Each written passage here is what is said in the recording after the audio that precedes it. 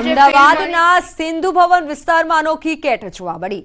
Sindhu Bhavan road પર cat show ચેમ્પિયનશિપનું આયોજન કરવામાં આવ્યું હતું, જ્યાં સૌથી અનોખી બ્રીડની સ્પેશિયલ કેટ બ્રીડ જોવા મળી હતી।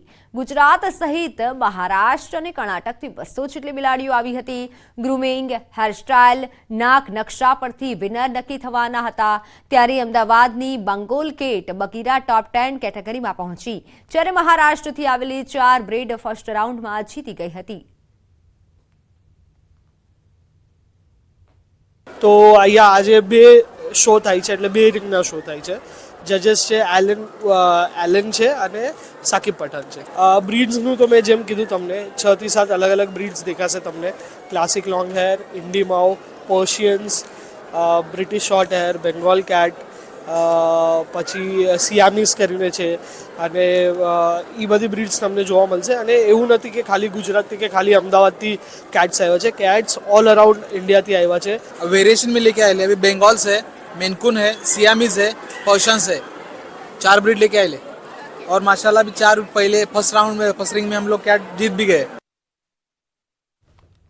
કેટ શોને જોવા માટે ઘણા કેટ લવર્સ પણ આવ્યા હતા। ખાસ તો ગુજરાત સિવાય અન્ય રાજ્યોમાંથી આવેલી 200 જેટલી બિલાડીઓમાં પાર્શિયન, મેનકૂન, બેંગોલ સહિત ઇન્ડી માઉ જેવી બ્રીડ પણ જોવા મળી હતી। અને કેટ શોમાં ઓસ્ટ્રેલિયાથી આવેલા એલન રેમન્ડ જજ બન્યા હતા।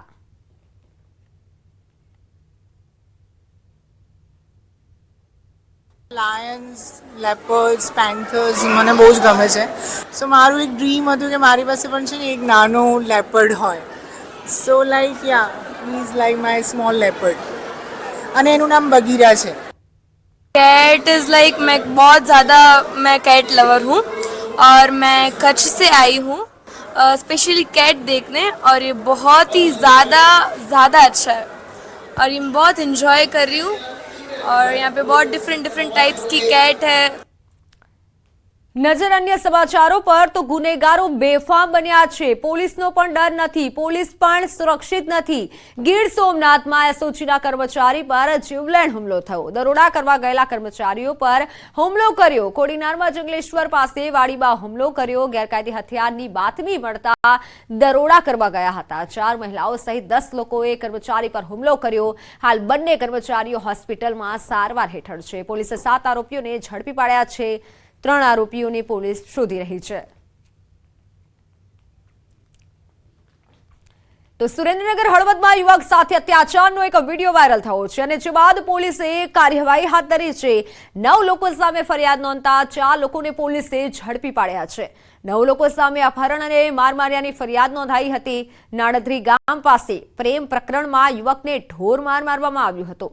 પ્રેમ પ્રકરણમાં યુવક પર અત્યાચાર કરાયો હોવાનું સામે આવ્યું હતું।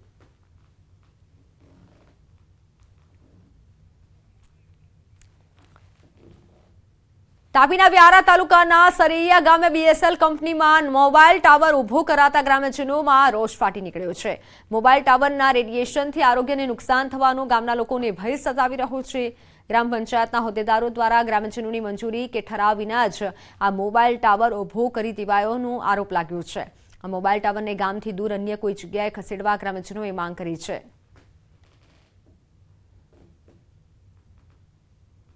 અમારા ગ્રામ પંચાયતમાં આ બીએસએનએલનું ટાવર લગાવી રહ્યું છે, એ અમોએ ગ્રામસભામાં નામંજૂર કરાવતા તો છતાં પાછું ચાલુ કર્યું છે। સરપંચના છોકરો એવું કહે છે કે ઉપરથી આવ્યું છે ને આ કરવું જ પડશે।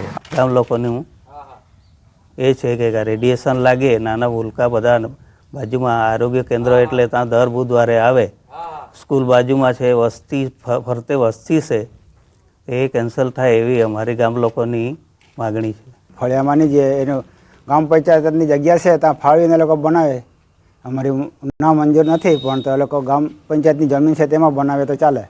એનું જે રિએક્શન આવશે એ નાના છોકરાને નુકસાન કરશે। આના કરતાં આ જગ્યાએ છોડીને બીજી જગ્યાએ ટાવર બનાવવામાં આવે તો ગામ લોકોને કોઈ વાંધો નથી। બસ કંડક્ટર પાસેથી બિનહિસાબી 48 લાખ મળ્યા. બનાસકાંઠાના ધાનેરાના નેનાવા ચેકપોસ્ટની આ ઘટના. ખાનગી બસ કંડક્ટર પાસેથી બિનહિસાબી રોકડ મળી આવી.